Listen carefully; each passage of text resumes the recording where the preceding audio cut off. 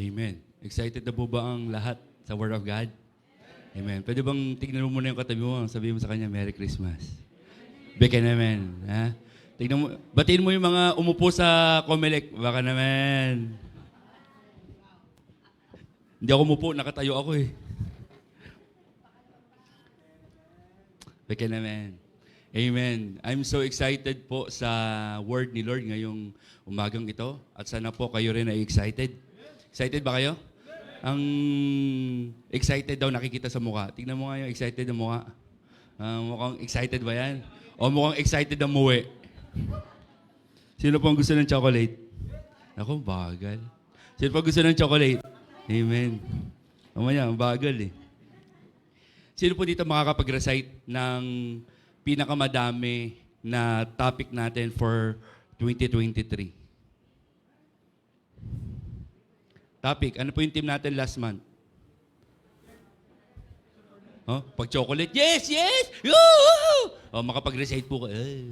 And there was silence in heaven. Sino po? Sino? Puro ganun. Around. Wala? Oh. Ate Cora? Wala. Isa lang. Under construction. O, sino magdadalawa? Oh. Oh, turn around. Pangalawa. Ano yung dalawa? Dalawa dapat. Yung kanina, yung sinabi ni Ticora.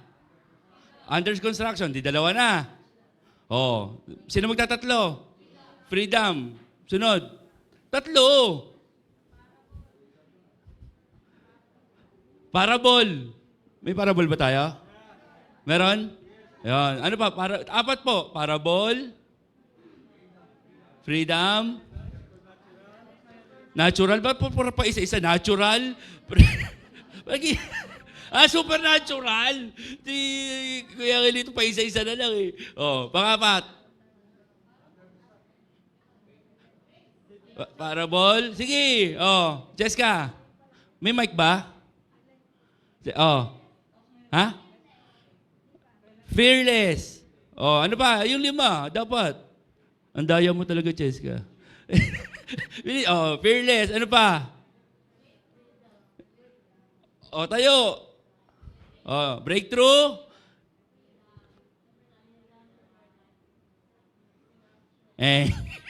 Oh. Pati faith in action nasama na. Halika rito. Oh, sana, ano to eh, 34. Sana mahati mo sa kanila. At topic po natin ngayon is faith in action for November. Faith in action. Ang katabi daw po ng faith in action ay panalangin. Sino po dito nagdadasal? Nagdadasal pa. Kadadasal lang kanina. Di ba yung sumakit yung puso niya? Parang atakihin ako, Lord. Di ba? Kasi yung kasama natin sa Deparo, kabibiruan lang natin nung fellowship last month, patay na siya nung isang araw, di ba? Sabi mo sa katabi mo, mag-isip-isip ka na. Prayer. Di ba lahat tayo, pag merong problema, ano sinasabi mo? Mag-pray ka. Sino ba dito nagpe-pray? Amen. Tapos, sinagot ni Lord. Sino dito yung mga may sinagot si Lord na answered prayer sa'yo? Amen. Yung mga unanswered prayer. Meron din? Meron din. Nagpe-pray ka naman, pero merong nabibitin yung prayer mo. O hindi talaga sinasagot. Iba yung sagot. Naranasan niyo yun? O kami lang ata yung mga tao dito eh. Yung nananalangin ka, o lahat kayo puro answered prayer. Hindi. Wow! Sana all eh. Pero ang totoong buhay, hindi ganun. Sino ito naranasan na malugi ang negosyo? Sila mama, pinagpray niyo ba yun, ma? Pinagpray mo ng malugi negosyo. Di ba hindi eh? Ang pinagpray mo, sumagana. Huwag ma-hold up. Pero na-hold up pa din. Nung nakaraan nga po, yung uupo kami sa Comelec, sumakit po talaga yung dito ko, tapos hindi ka talaga, sabi ko kay LB, baka pwedeng hindi mo na ako, dahil ang sakit, napakasakit po. Pagtatayo ako, iniisip ko na itong linggo na ito, hindi ako makakatayo. Kasi talagang, ano yung napulikat? Ano yung natutulog ka? Tapos yung gumanong ka ng lahat ng santo, napakasakit. Parang ganoon. Lahat ng mamanahin ko, kay daddy ko pa namana. Hindi pa pera pinamana. Sakit.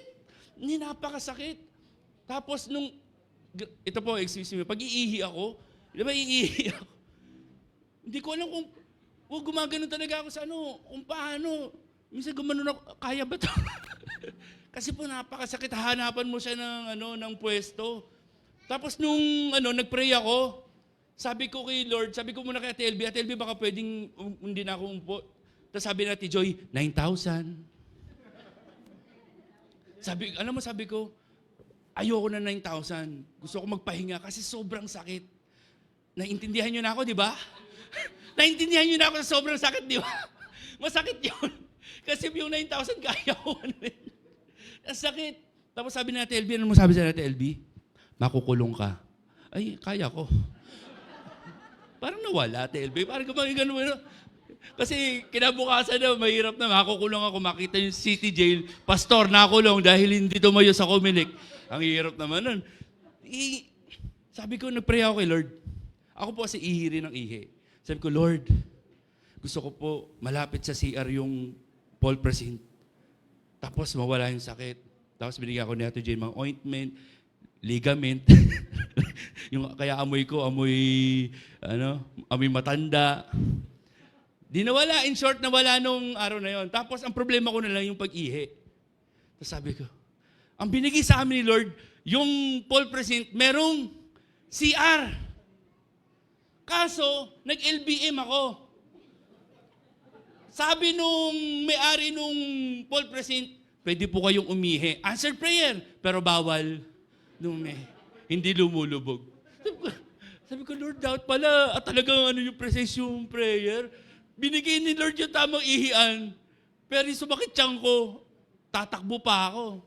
Pero lahat po sa atin, kidding aside, meron mga unanswered prayer. Lahat tayo yan. Kahit sabihin mo na nagpe-pray ka, bakit? Unanswered prayers is a gift from God. Lahat pala ng mga unanswered prayer mo, kasama pala yon sa sagot ni Lord. Imagine niyo kung lahat ng mga namatay sa inyo, sinabi mo, Lord, wag sana siyang mamatay. Tapos nabuhay. Hanggang ngayon, kasama po yung 200 years old.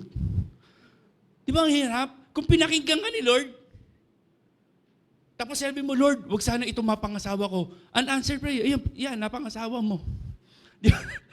Di ba masaya ka kay Danny? Noong linggo, sigaw ka ng sigaw eh. Bakit po? Because pain is a blessing. Naniniwala pa kayo yung pain na nararamdaman nyo blessing? Amen po ba? I-explain ko sa inyo. Sino po dito nakapagsaing na? Tapos nasunugan. Rice cooker ang gamit. Nasunugan pa. O kaya, 1 hour siyang nag-antay sa rice cooker. Tapos pag ganyan niya ng 1 hour, pagbalik niya, hindi luto, hindi napindot. May mga bagay po sa atin, pag nagluto tayo sa rice cooker, sa kaldero, di ba pag mainit yon tapos hinawakan mo, hindi naman makikita yun na mainit eh. Di ba yung gutom na gutom ka na? Tapos, masakit. Tapos makikita mo na may lapnos. Pero kung sa tingin mo na hindi mo naramdaman na masakit, tapos tuloy-tuloy ka nandun, nagulat ka, lapnos na buong katawan mo kasi walang pain. Kaya pain is a blessing. Lahat ng nangyayari sa buhay natin, yung nanakawan ka ma, it's a blessing. Bakit? Lumabas ang pera ng mga anak mo. Huwag ka nang umiyak, ito na 5 piso. Meron po tayong pag-uusapan na biblical faith. Bakit ang topic natin ngayon is faith in action? Ano ibig sabihin ng faith in action? Yung hindi lang basta faith, pero gumagalaw yung active yung faith. Kasi dito na nampalataya na mababayaran niyo yung Meralco. Amen. Tapos natulog. Lord, ikaw na bahala bukas ha. Kami po, ako kahit lahat ng racket papasukin ko, magkapera lang ako. Hindi ko inintay na umano lang, kasi yung faith ko, it works. Dapat gumagalaw, gumagana. Ang hirap sa ating mga Kristiyano, nag-iintay lang tayo. Tingnan mo ang katabi mo kung tamad. Dapat walang tamad. Amen po ba? Biblical faith always has an object. Is anchored on truth, God. Sino yung pinag-aalaya natin ng pananampalataya natin? Ang Diyos. Yung character niya. Kailangan daw po, bago natin maunawaan ang faith in action, kailangan maunawaan natin kung sino yung Diyos na pinangahawakan natin, kung bakit tayo kumakapit. Kasi yung faith natin magfe-fail pag hindi natin kilala kung sino yung Diyos na pangahawakan natin. Kami po, ang testimony po namin, kami nagmumotor lang po talaga. Yung mga forma po namin, ukay-ukay lang. Pero umantong kami, nagkaroon kami ng sasakyan. By faith, ano po yun? Hinulugan ba namin ng full yun? Hindi. 50% sa kumpanya. Imagine mo na wala po talagang nagbibigay ng ganun sa kumpanya nila niya, sa position niya. Tapos yung time na siya ay na-promote, nagkaroon bigla. That's faith. That's God. Kasi kung ikaw lang ang kikilo sa sarili mo, imposible yon. Kaya kailangan nating maunawaan sa November na ito, yung team natin, yung faith natin, nakabase sa karakter ni God. Hindi po tayo pupunta dito kasi mabuti tayo. Hindi tayo nag-worship kasi mabait tayo. Hindi tayo tinataas yung kamay natin kasi mabuti yung ginawa natin for the whole week. Hindi tayo bine-bless ni Lord kasi mabait ka. Because yung karakter ni God, mabuti siya, tapat siya, kaya niya binibigay yon. Amen po ba? Nagkakaintindihan po ba? Yung promises niya, and not based on feelings. Ang pananampalataya daw po, hindi nakabase kung kailan tayo masaya. Nananampalataya ka kasi may doktor. Pero hindi lang doon nakabase yung pananampalataya mo. Alam mo na si Lord gagamitin yung doktor para pagalingin ka. That's faith. Hindi nakabase sa tao. Hindi nakabase sa feelings natin. Pag masaya tayo, mag-worship tayo kay Lord. Paano pag hindi ka na masaya? Paano pag nag-fail na yung plan mo? Next is believing that God can and will keep His promises in His way, in His time, for our good. Sino po dito ang nagsasabi na may plano si Lord sa buhay mo? Sino po dito nagsasabi na meron kang promises ni Lord? At makikita yun sa pagbabasa ng Bible, yung promises ni Lord, hindi niya ako iiwan, hindi niya ako pababayaan. Hawak-hawak mo yun. Kahit nakikita mo na parang pinababayaan ka na ng iba. Na kahit iniisip mo yung kapitbahay mo na dapat sila yung poprotekta sa'yo, hindi nangyayari yun. Pero may promise si Lord sa'yo, hindi ka niya iiwan. At hindi lang basta yun, hindi ka niya pababayaan. He is in control. Yun ang faith. It is a living faith. It works and has godly transformation. Nagbabago ng buhay. Kamusta po yung life natin kay Lord? Nagbabago ba? Sa anak mo may nabago na ba? Naguhugas na ba ng pinggan? Sa awa ng Diyos, hindi pa din. Ang ating pong topic ngayon is yung kay Daniel 3:12-30. Alam ko po, alam po ninyo yung nangyayari dito. Sabi dito, 13, Furious with rage, Nebuchadnezzar, summoned Shadrach, Meshach, and Abednego, yung tatlo magkakaibigan. So these men were brought before the king. And Nebuchadnezzar said to them, Is it true, Shadrach, Meshach, and Abednego, that you do not serve my gods for worship, the image of gold I have set up? Sabi ni Nebuchadnezzar, totoo ba ang chika na hindi kayo sumasamba sa Diyos-Diyosan na pinagawa ko? 3:12-30-15, sabi doon, Now when you hear the sound of the horn, flute, zither, lyre, harp, pipe, and all kinds of music, if you are ready to fall down and worship image I made, very good. But if you do not worship it, you will be thrown immediately into a blazing furnace. May maririnig kayong sound, parang stop dance. Pag narinig nyo yung sound na yun, music na yun, pag narinig nyo na yun, kailangan nyo na mag-bow down. Alam nyo po ginawa nila sa Shadrach, Meshach, Abednego? Hindi po nila winorship yung God. na ginawa nila Nabucodonosor.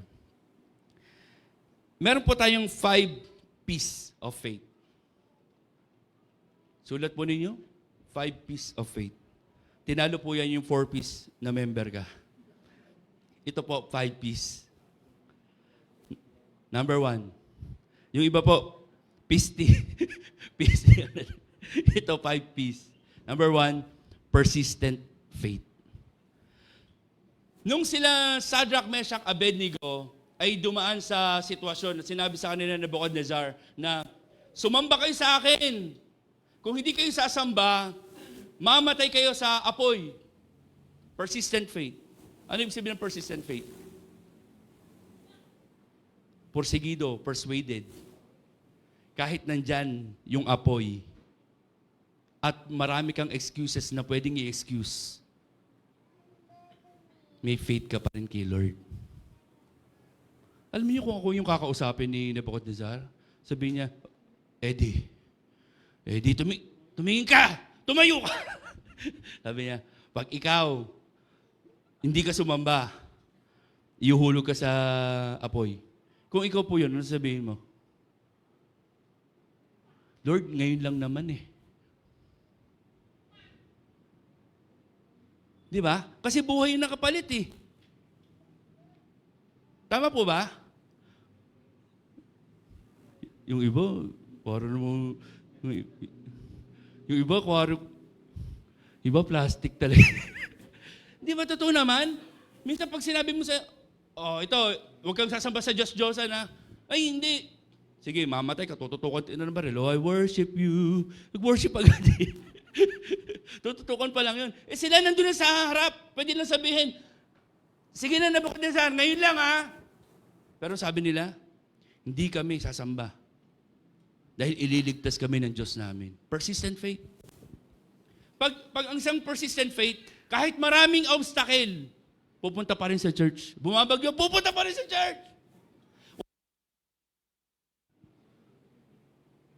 Pastor, ang layo ko kay Pumbo pa ako eh. Ayoko matin ng linggo, wala akong pamasahe. Friday pa lang, naglalakad na. Dala-dala yung... Ano ba ngayon? Kasi gusto mo eh. Porsigido ka eh. Ito sa atin lang, sino ito mga nanligaw na? Kuya Edgar, nanligaw ka na? Ikaw niligawan. Ikaw niligawan kasi. Sino ito nanligaw na? Di ba kahit wala kang bulaklak na maibigay, pag February 14, yung mga sampagita sa mamumuto mo, yung mga rose, yung mga santan, tatali-tali mo, may maibigay ka lang. You know? Sabi nung niligawan mo, ano to, November 1? Prosigido kung mapasaya siya eh.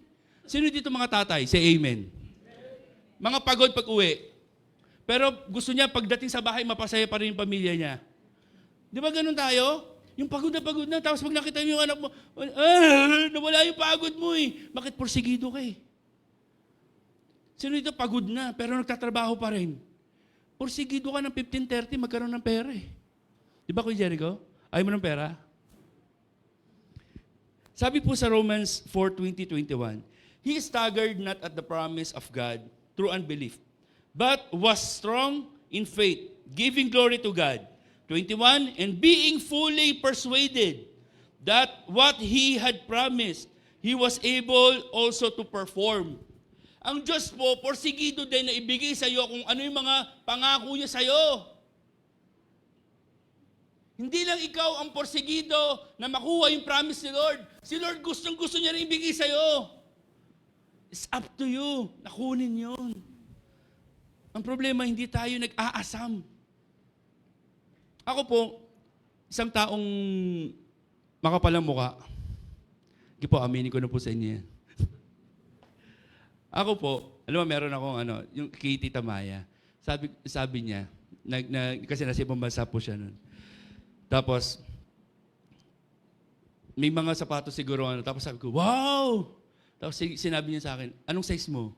Oh? Di ba kung ako, ay wag po. Sabi ko, tanongin niyo na po na si Ninya. Dumating sa akin yung sapatos. Tapos yung nilibre namin ni Kuya na tita namin sa ibang bansa, pinakain namin dito, nilibre ko po lugaw. Di ba ang yaman ko? Lugaw. Eh, ang laki-laki ni Uncle Curtis, ganyan, lugaw eh. Toko at baboy. Pero pagdating ng bumasa, ano masabi sa akin sa Facebook? Anong gusto mo? Brand. Ah, bro, brand ah. Sabi ko, eh wala pa akong Under Armour. Under Armour, spell. Shoes na lang po. Under Armour. Alam mo, pinapili niya ako ng kulay. Tapos, ito po. Tapos dumating sa akin. Minsan po tayo, kulang na sa atin, knock, and the door shall be open. Seek, and you will find. Minsan nahihiya pa tayo sa Panginoon eh. Pero hindi tayo nahihiya sa Bombay. 3,000. Uy, kaltas ato, 15%. Sige, okay na. Kay Lord muna. Huwag tayong mahiya kay Lord. Daniel 3:12-30, ba't nawala? Shadrach, Meshach, and Abednego replied to him, King Nebuchadnezzar, we do not need to defend ourselves before you in this matter. Ano po yung number 1? Persistent faith. Number 2, the pressure is always on. Sa bawat buhay po natin, hindi po pwedeng mawala ang pressure. Amen po ba? Wala dito. Yung saksak ata. The pressure is always on. Sino po nakakita na dito ng gitara, ng piano? Nakakita na kayo ng piano? Pag itong piano na to, tinitigan ko lang, tutunog ba siya? Hindi. Hindi. Ano kailangan gawin? I-press. Ang gitara, para patunugin, kailangang i-strum. Meron nga doon, sabi, may tawag doon sa, kalabitin mo. Yan. Ihataw mo. Sa drums, paano tutunog yan? Pag tinitigan ko ba, tutunog yan na maganda? Hindi. Ano dapat gawin? Paluin mo. Tingnan mo yung katabi mo. Paluin mo. Para tumunog. Minsan po tayo, kailangan natin ng pressure para tumunog. Sabi dun sa Daniel 3:19, nung nagkaroon ng encounter si Nebuchadnezzar, at sinabi nila Shadrach, Meshach, Abednego, kung hindi man kami, iligtas ang Diyos namin, sasamba pa rin kami. Kaya niyo yun? Kung ikaw si Nebuchadnezzar, ano gagawin mo? Ano mo ginawa ni Nebuchadnezzar? Tanong sa akin ano? Tanong sa akin ano? Sabi ni Nebuchadnezzar, painitin ng 7 beses pa. Mainit na nga nung una, pinainit pa. Ang tindi, di ba? Kaya raw yung isang maghahagis, namatay eh. Sa sobrang init. Dito nga lang, matapat ka nga lang sa araw, di ba? Para sumasakit na bato ko. Mainit. Eh yun, 7 ulit. Minsan po, bago lumabas ang blessing, dapat may crushing para maalis ang impurities and unbelief. Ulitin ko po, bago lumabas ang blessing, dapat may crushing. Dapat po maalis yung impurities sa atin and unbelief. Ilaw. Bakit pinipress tayo ni Lord? Para lumabas lahat ng mga every Sunday na pinag-aaralan natin. Sabi ni Lord, mahalin ko rin daw ang kaaway ko. Di ba narinig natin sa Sunday yon? Sabi ni Lord, pag sinampal ka sa kanan, ibigay mo ang kaliwa. Lord, baka gusto kong kaliwain to. Lord, pwede ba kaliwain ko lang to? Pero iba kaya po tayo nagsisimba pala pag Sunday, hindi lang para maka-attend, kundi dahil may wisdom tayong nakukuha every Sunday. Pag uwi naman natin, may problema pa rin. Tama po ba? Pag uwi pa rin natin, may mga sakit pa rin naman eh. Pero pag nandito po tayo, lumalakas po tayo. Bakit may wisdom po tayo naririnig eh? Sino po dito lumalakas every Sunday? Say amen. Number 1, ano po yung number 1? Number 2? Number 3, the promise even in the fire. Si Lord po may promise sa atin. Pero iba po, pag yun nandun na tayo sa sitwasyon na mainit at may problema na. Iba po yung presence ni Lord na nararamdaman natin pag nandun na sa sitwasyon na mahirap na. Sabi nga dun sa Isaiah, sabi niya, kahit daw kahit daw lumahaka tayo sa apoy, hindi tayo masusunog. Sininiwala po ba kayo dyan? Kahit lumakad ka sa apoy, hindi ka masusunog. Sige nga. Tampon. Kaya yan. Kaya yan. Pero may wisdom, baka pumunta ka nga sa apoy. Oy, sabi ni pastor, apoy-apoy. Huwag yun. Iba yun. Tandaan niyo po ito. Kapag ipinangako na ng Diyos sa'yo, ipako mo na. Tandaan mo na. Panghawakan mo na, Lord, pagagalingin mo ako. Kahit sabi ng doktor, pagagalingin mo ako. Panghawakan mo na. Lord, iaahon mo ako sa hirap. Hindi ko alam kung paano, pero panghawakan mo na. Lord, mapagtatapos ko ang mga anak ko, panghawakan mo na. Lord, makakapag-asawa ko, 4 years old ka pa lang, wag muna. Iba yun. Pag may pangako si Lord, ipako mo. Bakit? Faith in God's promise no matter what. Sila Shadrach, Meshach, Abednego, tumindig. May pagkakataon silang umatras. Pero faith in God, ano man ang mangyari. Kamatayan man, okay lang Lord, basta makasama kita. Faith in God, na parang pwede kang umalis, pwede kang magdahilan. Faith in God. Faith in His promises. Next, protection in the fire. Ano yung number 1? Number 2? Number 3? Number 4? Protection in the fire. Ang nangyari po dito, but suddenly Nebuchadnezzar jumped up in amaze. Tumalon siya sa namangha siya. Bakit? Dahil alam niya, 3 lang yung hinulog niya, naging 4. Alam niyo po, sa sitwasyon na mahirap, hindi po tayo pababayaan ni Lord. Naniniwala po ba kayo doon? Kami po kasi naranasan namin. Ako po, nawalan ako ng trabaho. Ang faith ko nasa Coca-Cola eh. Kasi ang ganda ng benefits, lahat ng gamot namin lahat ng gamot na kailangan mo, libre. Hahanap ka na nga lang ng sakit mo eh. Ano ba masakit sa akin ngayon? Minsan, hahanap ka, dahil libre sa Mercury. Kukuha ka lang ng Mercury. Tapos sabihin ng Mercury, ano pong ml? Yung pinakamalaki! Ganun kami, yung mouthwash, yung pandito, Betadine.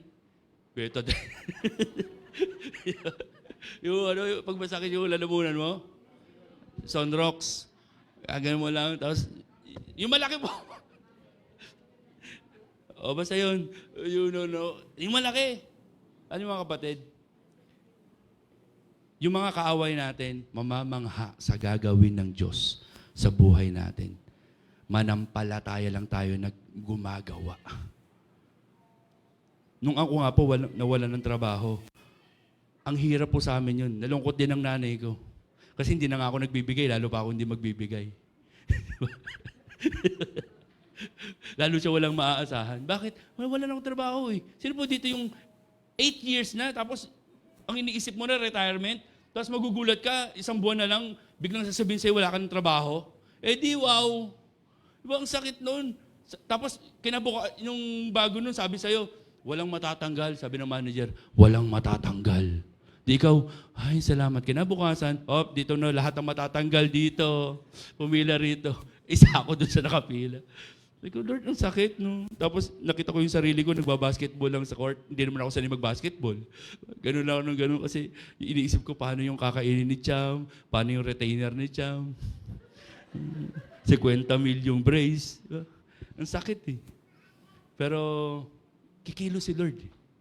Kikilo si Lord.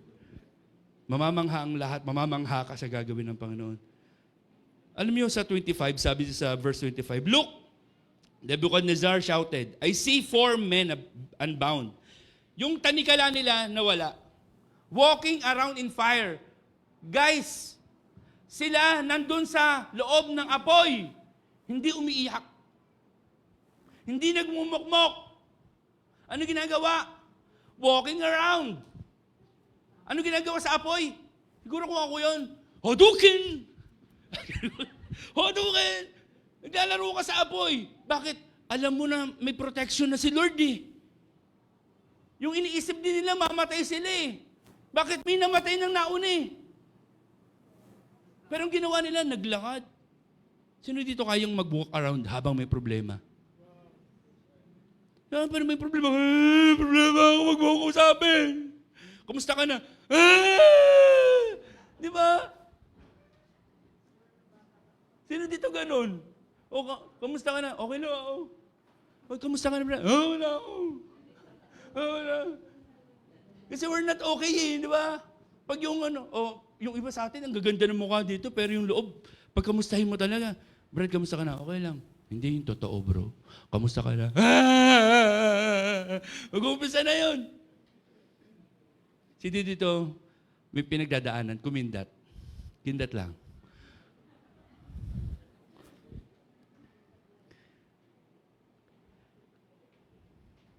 Sa tuwing dadaan ka ng pagsubok, huwag mong ipanalangin na mawala ang pagsubok.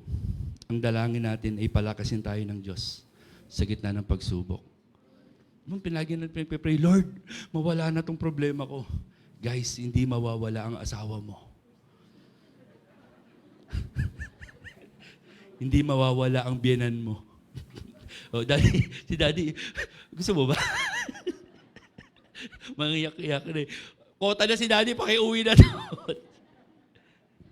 Guys, huwag nating isipin at matanggal yung mga problema. Di ba nag-i-exam kayo? Pag nag-i-exam kayo, sino dito nababattery pag may exam sa school? Kailangan yun eh. Para makita yung utak mo kung tama ng level. Lahat po tayo dadaan sa pagsubok. Ito po, tignan nyo mabuti. Hindi sinusubok ni Taning ang kakampi niya.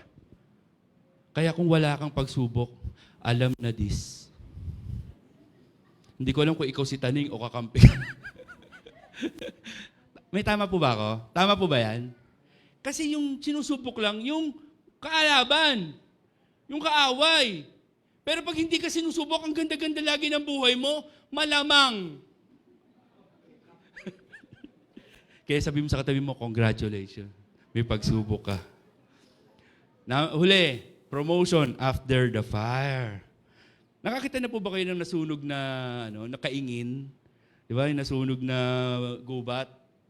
Tapos makikita mo, merong uusbong na halaman. Pero wala namang nagtanim. Pero may umusbong. Bakit daw? Burned leaves are beneficial to garden soil because they provide nutrients to the soil, such as carbon and nitrogen. Alam ko, hindi nyo naman naiintindihan yan.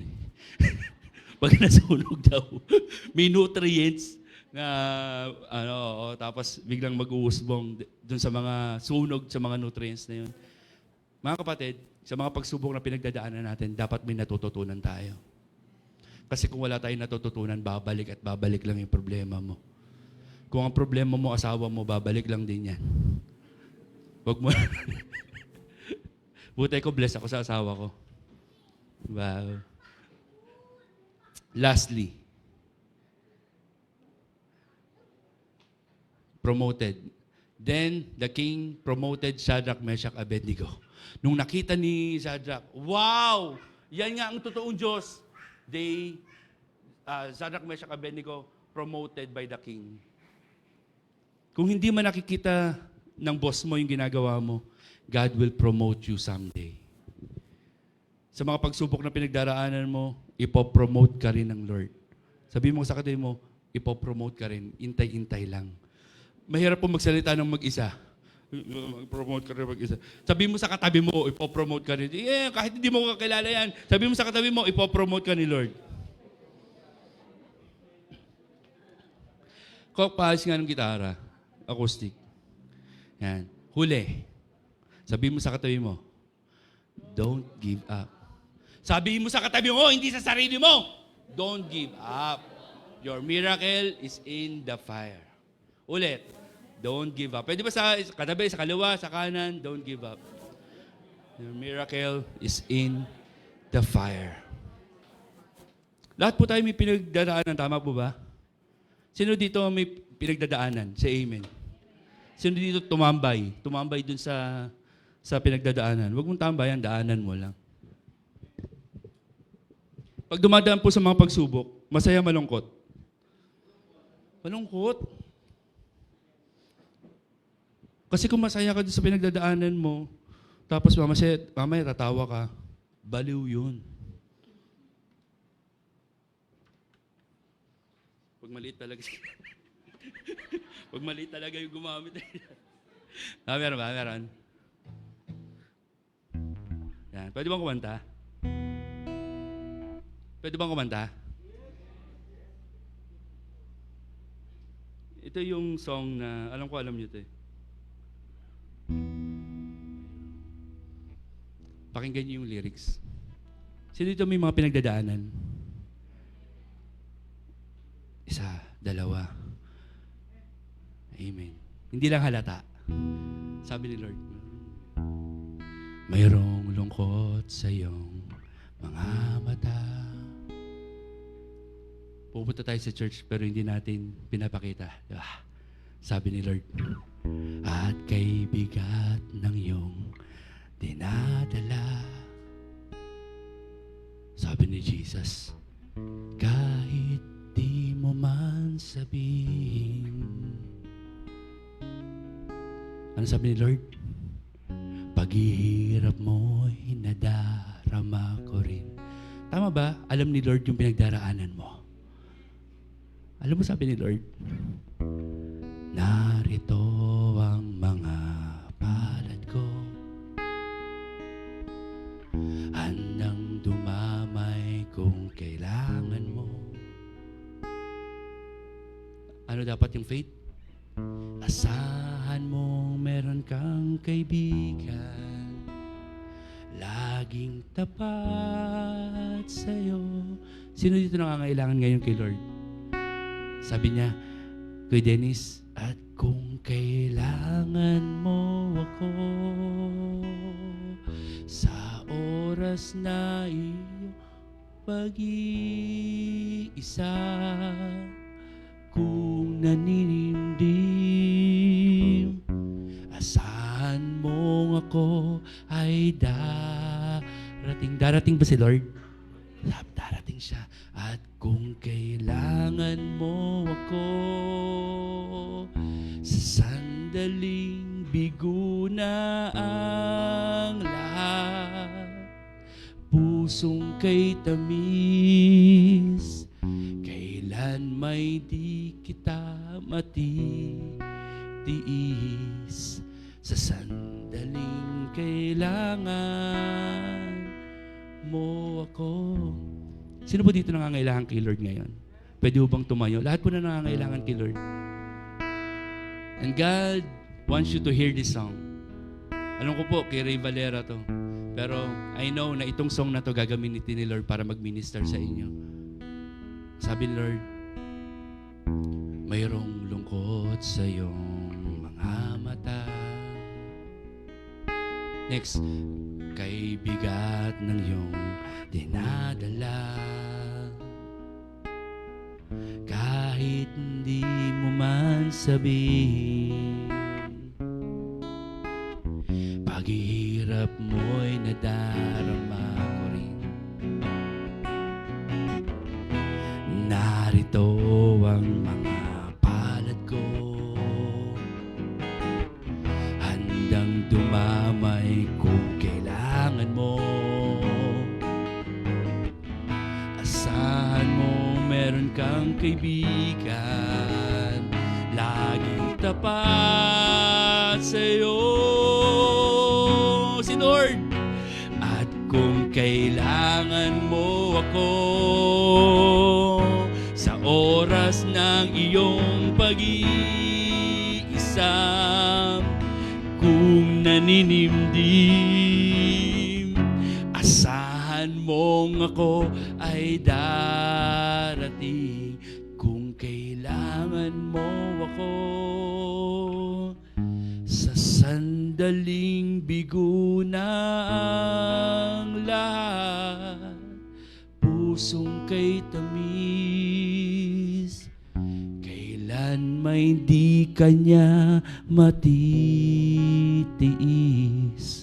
sa sandaling kailangan mo ako. Habang po ako tumutugtog, pwede ba na yakapin mo yung katabi mo? Kahit hindi mo alam yung pinagdadaanan niya, sabi mo sa kanya, ka-faith lang. Ka-faith lang. Sige po, pwede ba tayong umikot, tapos yakapin po natin yung katabi niya? Sabi mo, ka-faith lang. Pwede bang yakapin mo ng totoong yakap, na mamaramdaman niya yung yakap ni Lord?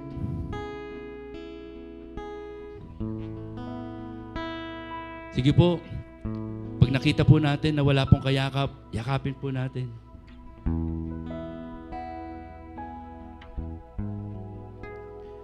Yes, Lord, enjoy this presence. Pwede po tayong umikot, tapos yakapin po natin lalaki sa lalaki, babae sa babae. Pwede ba natin ipag-pray yung katabi po natin?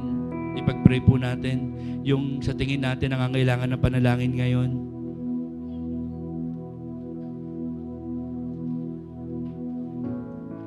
Can we do that?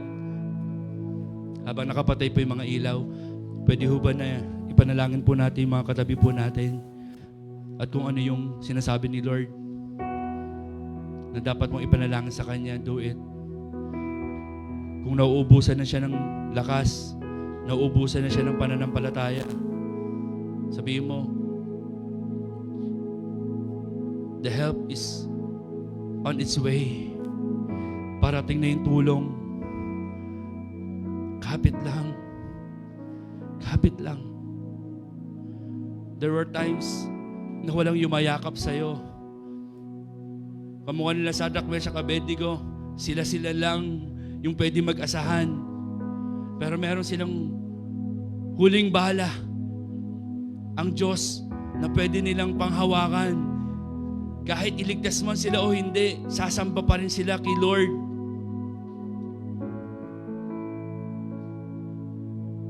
Darating ang oras, darating ang mga panahon, yung pinanghahawakan mong tao, ife-fail ka, sasaktan ka, iiwan ka. Pero si Lord, karakter niya na mahalin ka. Karakter niya na hindi ka iwan. Pangako niya sa iyo yun. Pangako niya na pagagalingin ka niya. Iaahon ka sa hirap. Panghawakan mo ayun yun. May time na iniisip mo, Lord, paano ko pag-aaralin tong mga anak ko? Sabi ni Lord, asahan mo ko at ako'y darating.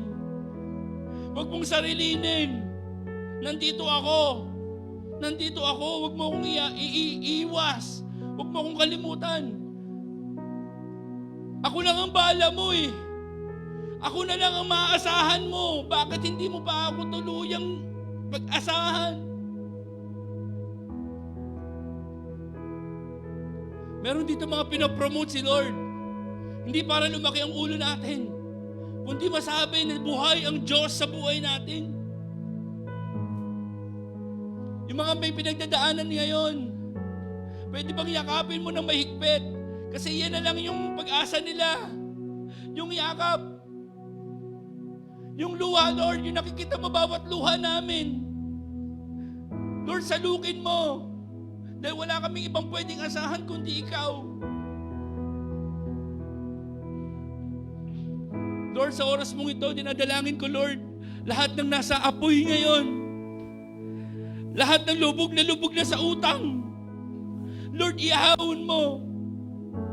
Lord, lahat na nawawalan ng pag-asa, maging sa online, Lord, touch them. Bigyan mo ng bagong pag-asa. Nauubusan na ng joy, nauubusan na ng peace, di na makatulog. Dalangin ko, Lord, katagpuin mo ngayon at bigyan mo ng bagong pag-asa. Lord, naniniwala kami na ikaw lang ang pag-asa namin, wala nang iba. Wala kaming ibang pwedeng paasahan, hindi yung pastor namin, hindi yung mentor namin, Lord. Hindi yung presidente namin. Kundi ikaw lang, Panginoon. And Lord, as I pray, continue to pour your anointing doors sa church na ito na magbigay ng pag-asa sa iba. Dadaloy ang pag-asa. Dadaloy ang faith in action, Lord. Dadaloy, Panginoon, ang mga panalangin. Dadaloy, Panginoon, ang mga disciple, Lord, para magbigay ng bagong pag-asa sa iba. And Lord, gamitin mo ang church na ito para magbunga ang Bukawi, magbunga, Panginoon, ang Pilipinas, ng mga tao, Panginoon, na itataas ang iyong pangalan. Sa iyo namin binibigay, sa iyo namin binabalik lahat ng papuri, lahat ng tuwa, lahat ng joy, lahat ng peace na naramdaman namin ngayon, Panginoon. Sa iyo namin binibigay lahat ng papuri, pagsamba sa pangalan ni Jesus. Lahat ng masaya ay sumigaw ng Amen, Amen. Pwede ho ba bago pa tayo umupo, pwede po tayong kumamay? 10 hanggang 10,000 tao nandito, kamayan mo, sabi mo congratulations.